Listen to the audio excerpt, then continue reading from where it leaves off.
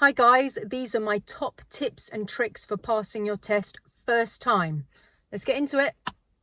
Guys, the very first thing that you need to do is make sure that you learn well.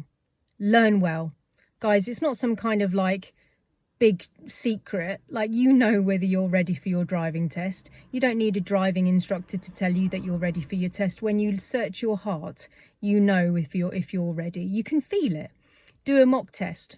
See what it's like to be left on your own to do changing lanes, roundabouts, junctions, turning right, crossroads, turning right, meeting traffic in narrow situations. Make sure that you've practiced enough. Make sure that you've had enough lessons, either with a driving instructor or with an accompanying driver. Practice, practice, practice. Now, I'm not for 1 minute trying to upsell driving instructors more lessons, because you don't even have to be with a driving instructor. Learn in your own car, yeah? You're going to need a car anyway after your test. Get insured on a car that's in the family, or buy your own car and get out in it. Get your family and friends to take you out in it. The thing to remember is when you're going to a driving test, you're making the statement that you don't need help ever again. Are you ready for that? Do you know everything? Tip 1, learn well. Know all the subjects and practice, practice, practice all the time, and go into that test and be like, I'm ready. Tip 2, if you are learning to drive with a driving instructor and using your own car for private practice, if you have been given permission by your driving instructor to book your test and go to test in their car, see it as a massive compliment. Yeah, we're all under a huge triggering system. If we have too many fails, we're going to have to be doing our own tests by the DVSA standards. We can't have that many fails. So if your driving instructor has put you forward to use their car on driving test, take it as a massive compliment. You're ready. Like, off you go. Go and get your driving license, guys. Seriously. Okay, so tip 3. Go to your test and drive like a normal person. Everything that is learner should be gone. Like, there is no more learner. There is no going to your test and driving slowly on purpose because you're trying to look safe. There is no stopping at open junctions when there's absolutely nothing there for no reason at all. It is a business-like professional drive that you are now showing. Everything about a learner has been taught out of you. You are no longer a learner, all right?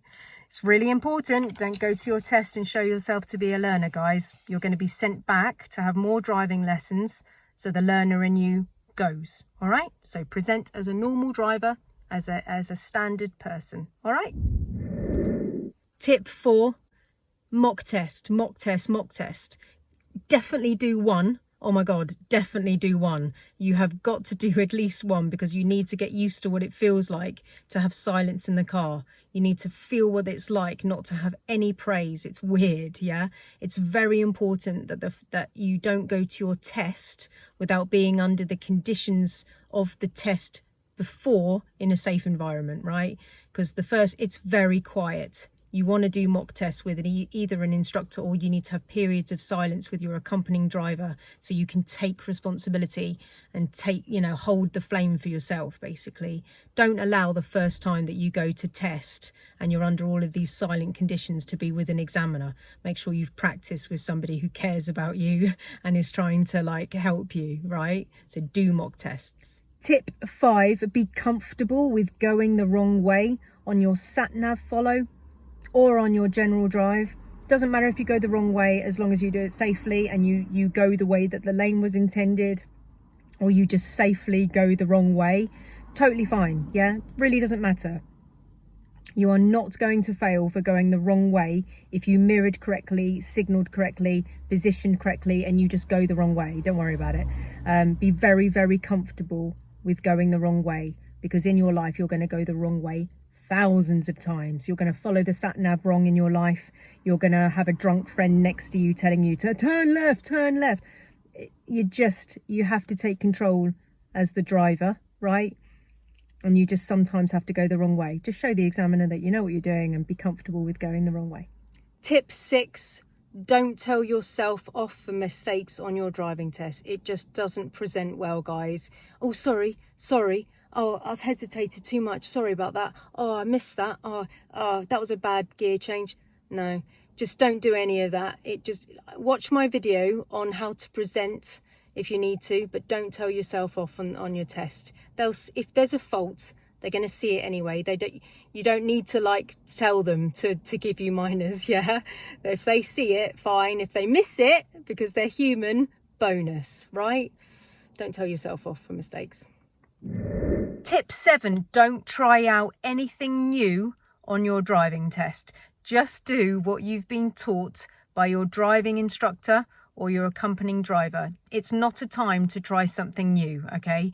If you're learning with a driving instructor, they would have taught you what to do because that's their job. So don't go out there and start trying to signal to go around parked cars if you've never done it before, you know, or signal to go around bends because you think the examiner wants to see it. Don't do any of that.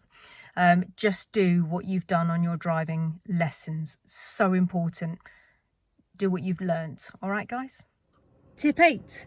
Be very comfortable with fixing your manoeuvre up to 3 times as long as your observations are absolutely amazing. Yeah, it's totally cool. Just, we all get our manoeuvres wrong. Yeah, parallel park, bay park, reverse in, pull up on the right. Yeah, these things like go wrong sometimes. Don't worry about it.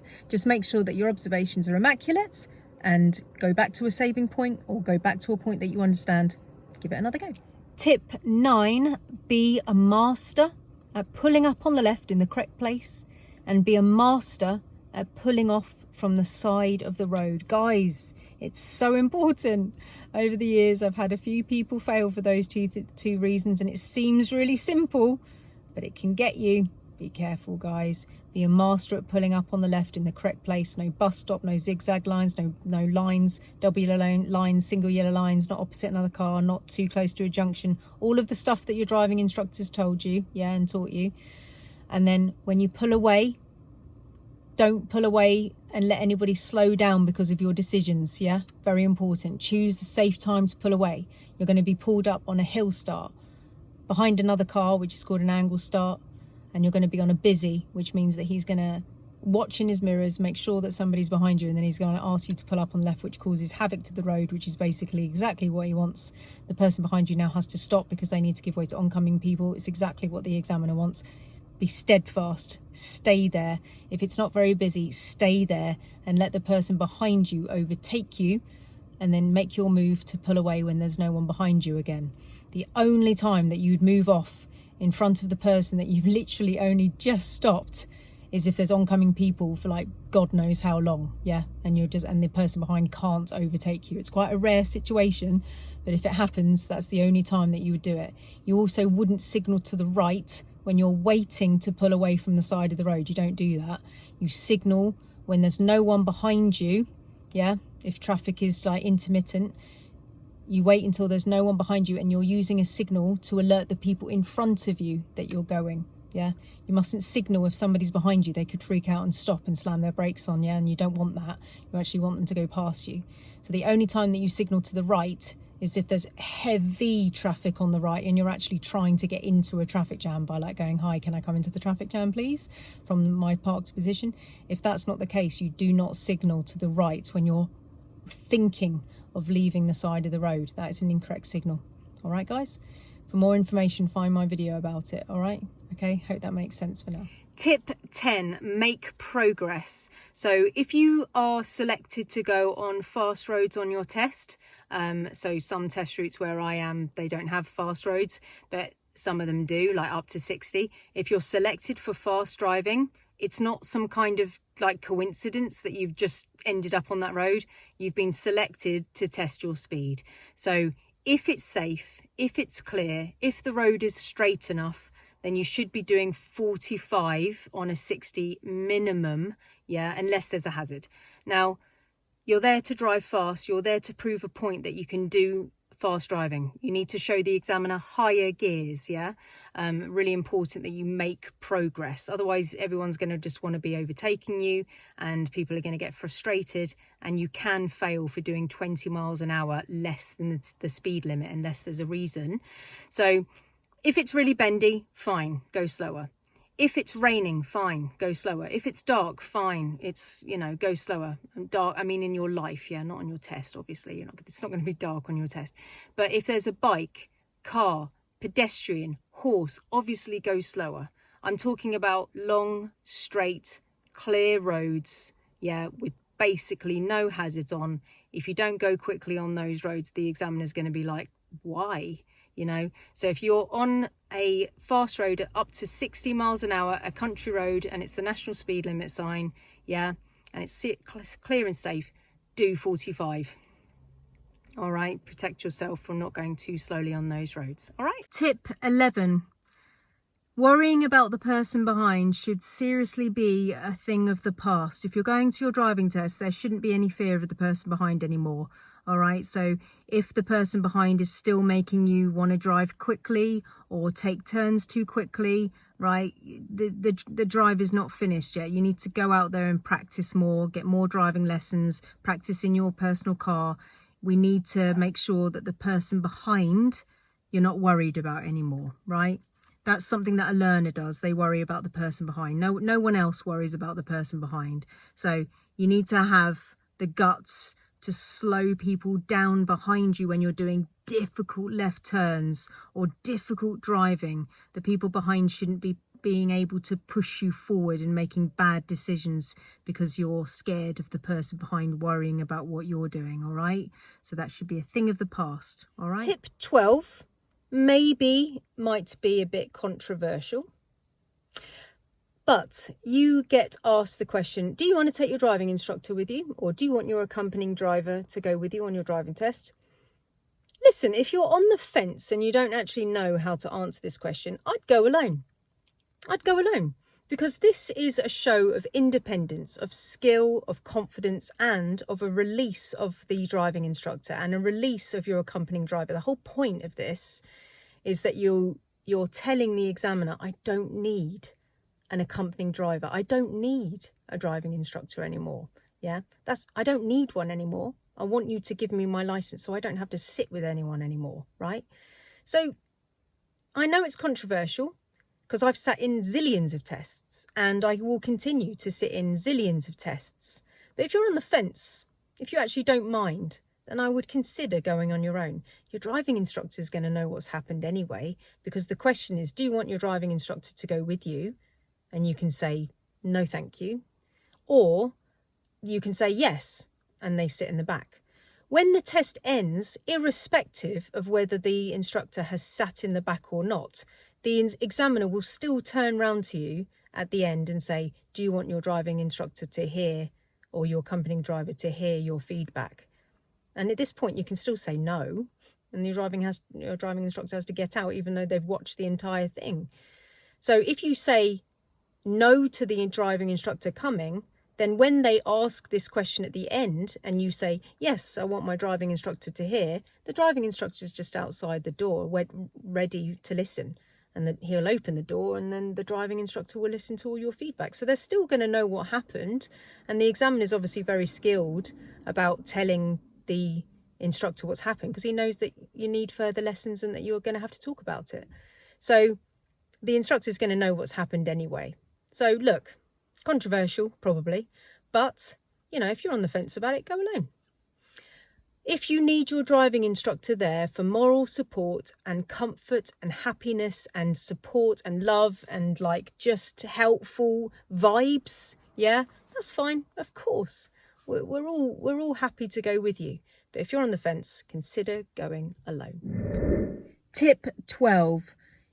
Try and present a smooth drive, okay? If you know that you're going to take a car that you're not used to, have a driving lesson in it before your test, yeah? So if somebody's covering your test or you're getting a car for your test that you've not driven before, don't let the first time that you've driven that car be the day of your test, because even if you're really, really amazing at driving and you've learnt beautifully, the shakiness or the stalling or the bunny hopping or the kind of lumpiness of your drive may put you off so much that you can't concentrate on other things. So I strongly suggest that you know your car and that you can drive it smoothly. Like, gear changes smooth. It's not by itself going to make you fail necessarily, unless you stall inside a roundabout or something. That's a bit of a disaster, really. But it's not that it's the stalling that just on the spot that's going to make you fail if it's not in a dangerous place, like I said. But it's the nerves. It's going to like get you really, really nervous, and you may blunder because obviously you've got this shaky drive. So please make sure that if you're taking another car for any reason, that you've at least driven it once and that you know where the biting point is. Okay. And also, because you need to know where all of the ancillary controls are for the Show Me Tell Me. Okay, you don't want to be in a car going, I don't know where the lights are. All right, that's another point I'd like to make. Tip 13. So even though you can talk yourself through absolutely everything on your test, I get that all the time. Can I talk to myself on the test? Yes, you can talk to yourself through the test. You can literally say everything that you want. The only thing that I would say to you about this particular thing is don't show any road rage or tell anybody off on the road. I sat in the back of a test relatively recently, and when there was like pedestrians in the road, my student was like, come on then, get a move on. And I don't know, I'm just not really sure if it comes across great. So just allow situations to happen and keep them as safe as possible. Don't show road rage. Don't tell people off for bad driving or try and make a joke of it, or just be professional and head down, get it done. All right. Tip 14, when you go to your driving test, I would present like a professional business person, almost like you're going for a job interview. Yeah. Now there is signs all over the test centre saying that if you take your own car, it's got to be clean and tidy. It's everywhere. Yeah. If your instructor has to have a clean and tidy car to go. And if it's that bad, they'll refuse to take you under car cleanliness conditions, right? So if they have the balls to say that all over the test centre and stuff, I think they're going to be in their mind considering you as well, right? So just dressed as if you're going to a job interview, not in a kind of like wearing a suit. Yeah. I had somebody come in like literally a 3-piece suit once. It doesn't have to be that much. But if you're wearing jeans, fine. Yeah. If you're wearing shorts, fine. That's okay. But I had somebody literally wear a bikini once with a shirt over the top, and the shirt was open. No, basically, I just dress appropriately as if you're going to a job interview, all right, but a casual job interview.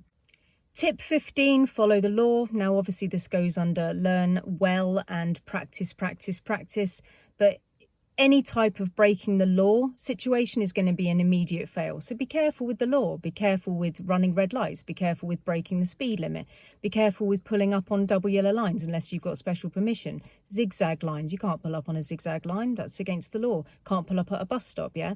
Make sure that you learn well so you understand the law rules, because a law break would be an instantaneous fail. All right, so be careful with the law. Tip 16, make sure that you know all of the ancillary controls, all of the Show Me Tell Me questions, yeah, because you're going to get the ones inside the car, under the bonnet when you're driving. Make sure that you know everything about the Show Me Tell Me questions. Tip 17, a blindingly obvious one, I hope. You can't go without your driving licence. Make sure you've got your driving licence. There is no point. If you've driven across the country and then you suddenly think, I haven't got my driving licence with me, I left it at home, I'm afraid that's it. There's nothing you can do. You have to have your driving licence to sit that test. It's impossible. There's nothing that can help you. No passport will help you. Nothing will help you. You have to take your driving licence with you. You also must sign the same, and your address details must be the address that you live at when you go to your driving test as well. It is vitally important that you take your driving licence with you. Know where it is, guys, and take it with you. Tip 18, listen to the examiner for a few different reasons, right? So the examiner's directions and information and orders, so to speak, are very clear. However, listen to the examiner, yeah? If he wants you to pull up on the left and he's giving you permission to be on a yellow line or in front of a driveway, he's not trying to catch you out, he's giving you permission. So if he says pull up on the left, don't worry about the driveway, it's not a trick. It's not a trick. Just pull up on the left where they want you to. If he says pull up on the left in a safe and convenient place, that's different. That can't be on a double yellow. That can't be in front of a driveway. That can't be on a zigzag line, blah, blah, blah, all the rest of it, yeah? But also listen to the examiner, because over the years, I heard a story about an examiner trying to explain that they were doing the controlled stop. So when the examiner looked around and said the word stop, the student just went mirrors, signal, and pulled up on the left.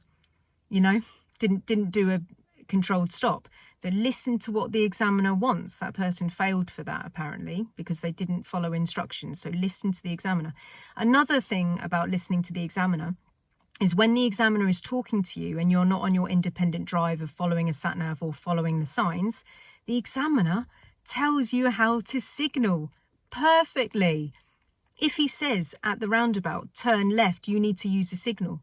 If he says at the roundabout, turn right, you need to use a signal.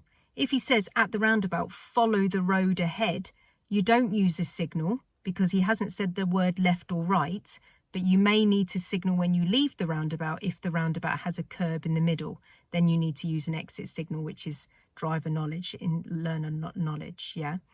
But listen to the examiner. If he says turn left, you signal. Turn right, you signal. Follow the road ahead. No signal. Nothing said. Straight ahead. Listen to the examiner.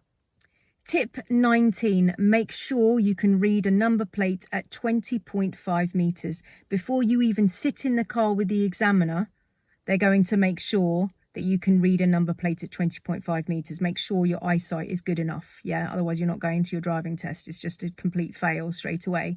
If you can't read the first one that he's by eye checked 20.5 meters, he will get a measuring tape out and he will measure it, and then you will try again. So make sure that your eyesight is good enough before you go.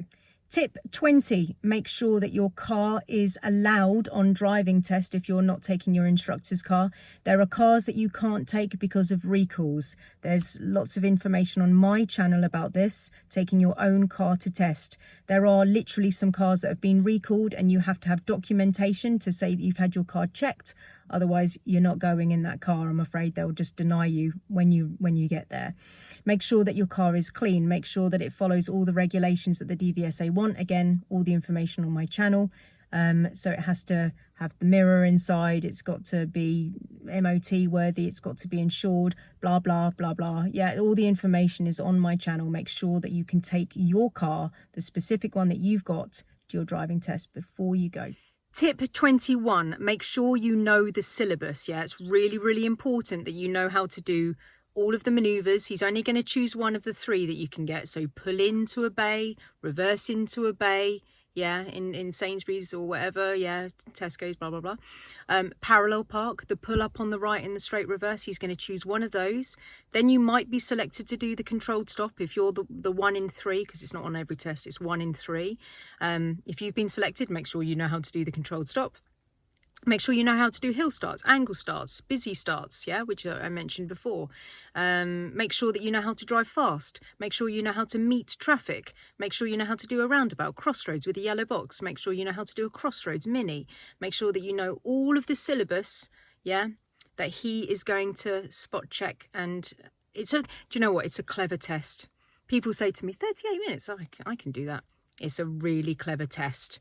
If you've got a weakness, they will find it. So make sure you know the syllabus. Tip 22, dealing with nerves on your driving test. Guys, if you train to be a gold standard level of driver, then if you drop down to silver or bronze because you're nervous, you're still probably going to pass your test. If you go in at bronze level and then you're nervous, I'm afraid you're probably going to fail because nerves are deadly, you know.